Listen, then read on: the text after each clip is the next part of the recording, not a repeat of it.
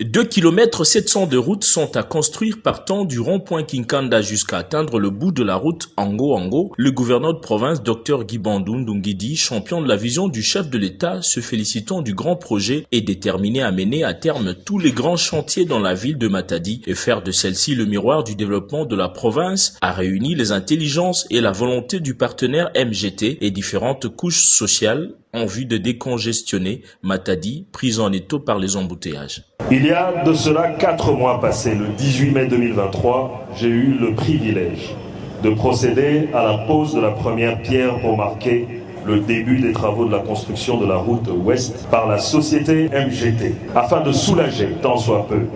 les usagers de la ville portuaire de Matadi. Il va sans dire que la réfection du tronçon routier allant du rond-point Kinkanda au poste frontalier Ango-Ango est une réponse de son Excellence, M. Félix Antoine Tshisekedi Tshilombo, président de la République et chef de l'État, face aux cris de détresse de la population riveraine. Cependant, le lancement des travaux de bétonnage de la RN1, axe rond-point Kinkanda Ango-Ango, revêt une double importance pour le Congo central en général et pour la ville de Matadi en particulier. Car celui-ci non seulement est un maillon important de la liaison entre la RDC et la République sœur d'Angola, mais aussi contribuera sans nul doute à l'amélioration considérable